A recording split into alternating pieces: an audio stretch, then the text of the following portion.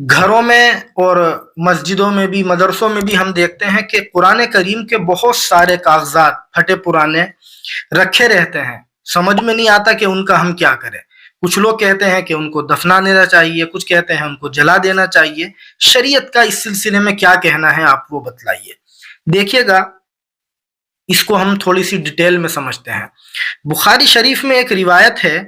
4987 number کی، جس روایت کا خلاصہ یہ ہے کہ حضرت عثمان غنی رضی اللہ تعالی عنہ کے زمانے میں جب مصحف تیار ہوا، قرآن کریم تیار ہوا، آپ جانتے ہیں اس سے پہلے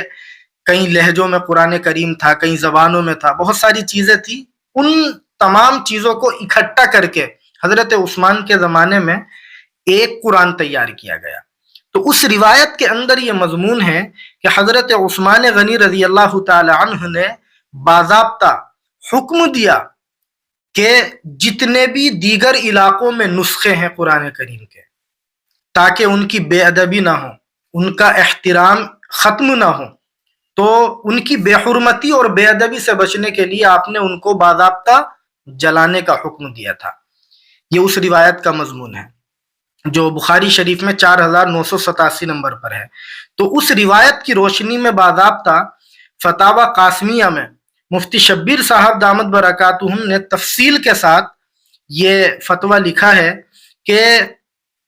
بہتر تو یہ ہے کہ قرآن کریم کے پھٹے پرانے اور بوسیدہ کاغذات کو، اوراق کو، جو بھی اس کے پیجز وغیرہ ہوتے ہیں، ہم کسی ڈبے میں جیسے ڈرم وغیرہ ہوتا ہے رکھیں اور پھر اس میں آگ لگا دیں، اور اس کی جو راکھ ہو اس کو کسی کپڑے میں یا کسی پنی وغیرہ میں محفوظ کریں اور اس کو لے جا کر کے ہم کسی گڑھے میں دفنا دیں یا دریا میں اس کو بہا سکتے ہیں. اور یہ جو بات ہے کہ ہم بجائے جلانے کے ان بوسیدہ اور پھٹے پرانے کاغذات کو دفنا بھی سکتے ہیں، تو یہ بھی ایک عمل ہے، جائز ہے، اس کی بھی گنجائش ہے. مگر مفتی صاحب نے جو بات لکھی ہے وہ عقل میں آتی ہے. وہ لکھتے ہیں کہ اصل میں جب ہم پھٹے پرانے کاغذات کو زمین میں گڑھا کھود کے پنی وغیرہ میں کر کے یا ایسے ہی دفناتے ہیں تو عام طور سے کاغذ وغیرہ مٹی کے اندر جذب نہیں ہو پاتے، یعنی بہت وقت لگتا ہے، تب جا کر کے مٹی ان کو کھاتی ہے، جس کی وجہ سے کبھی کبھی ایسا ہوتا ہے کہ بارش پڑتی ہے اور بارش کی وجہ سے، زیادہ پانی ہونے کی وجہ سے جب مٹی اوپر نیچے ہوتی ہے تو وہ کاغذات جو ہم نے دفنائے تھے وہ باہر نکل آتے ہیں، جس کی وجہ سے وہ ادھر ادھر بہتے ہیں، پھر ان کی بے ادبی ہوتی ہے، ان کی بے احترامی ہوتی ہے. تو اس لیے زیادہ بہتر یہ ہے کہ ہم قرآن کریم کے